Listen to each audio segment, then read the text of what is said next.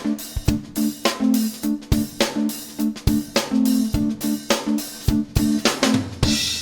so UK immigration, absolute disgrace. This is Julia HartleyBrewer on her rant on Talk TV this morning. Have a listen.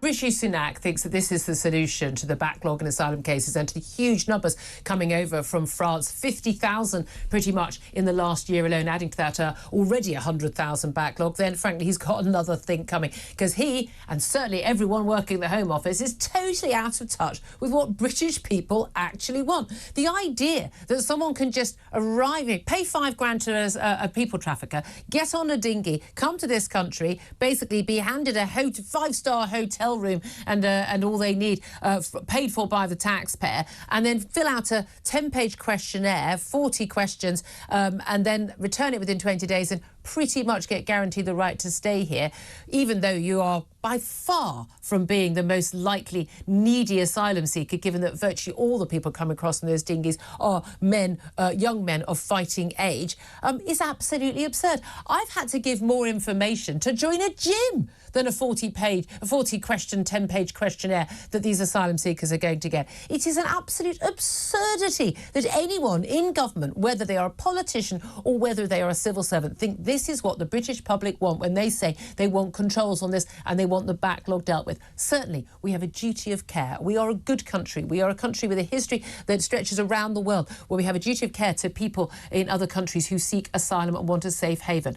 The idea that most of the young men who are coming to this country, paying £5,000 to a people smuggler in northern France to get here on a rickety dinghy, are indeed genuine asylum seekers who are most in need, is a patent absurdity, and everyone in Britain really knows that. Apart from, it seems, anyone working at the Home Office. Well, they are going to have to face reality very, very, very soon, because we've got an election coming up in 2024, and I don't think anyone sane in this country is going to vote for any party that hasn't got to grips with this issue. And there are no signs whatsoever that this government is trying to do that. Basically, this is a fast-track solution the government are putting in for asylum seekers to come here without a face-to-face interview or paying any money. They can come here free of charge, do a 10-page, 40-question document, and that's it. They can get a house, they can get money, they can get a mobile phone. Yet, my wife, we've been married for 8 years now. She came here one time only for a 6-month visit, right at the very beginning. The following year, we reapplied and she was refused for various reasons, which were made up. I then spent several years trying to waste money fighting it, and it was a complete waste of time. My MP, everybody, the Home Office, are a joke. But now, these people can just come here and live here. And what are they? Well, they're young and fit men who are military age, military ability. We know why they're coming, because they're coming here because of the UN Army, the WEF, the World Economic Forum, and the NWO plan. All right, there will be people out there going, oh, I don't believe you, Anna, it's all conspiracy theory, blah, blah, blah. It's happening, mate. It's happening. We've just got to wait and see, because as soon as this shit hits the fan, they're going to be mobilised, and they're all over the country. They will be there enforcing the various situations that we're going to find ourselves in. And they will have no worries, no compunction about you. Alright? Because they have got no loyalty to the UK population. They are here free of charge. But this is just a joke. So anyway, we had this situation where after a few years, we spoke to our immigration person and they said, reapply. It's okay, have a go. Should be alright. No, it wasn't. We were refused again. And basically, we discovered that she'd actually been banned the first time round for 10 years. Banned from applying for any visas.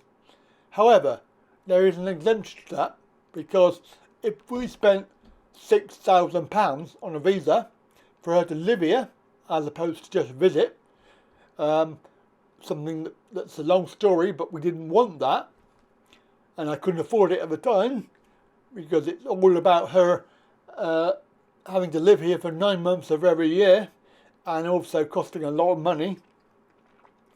The situation is that it was refused based upon the only reason being that she was banned from last time, and we didn't know. Nobody told us, nobody bothered to tell us. The Home Office are a disgrace, absolute, and I'm going to try and not to swear on this because obviously YouTube are the nanny state, they're my mother and they don't like me swearing. But this is a diabolical liberty and disgusting. It really is. Absolutely disgusting.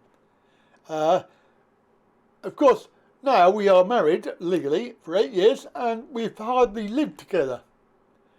For me, to go there all the time, it's costing me an arm and a leg, and basically it's becoming unsustainable. So something has to give. Why can't I go there? Well, I would lose everything. I would lose my whole situation that I'm in at the moment. I'm living in shelter accommodation. I've got a mobility vehicle. I've got a job which I can just about do. I would have nothing. I would have no car, no house, no job in Thailand. I would have no money either. So basically it's not practical for me to go there. So what the idea would be for her to come here for a holiday every year and then me go there for my holiday, and it would work out that we would be apart for about a month or two in a year, which would be ideal. I mean, we do that every year until something changes. And what's the likelihood if something changes? Well, she should get on a bloody dinghy and come here as an immigrant. But then, you know, jokingly, people say that. But practically, not going to happen, is it? It's just ridiculous. Anyway, this rant is, I think, justified. So there we go.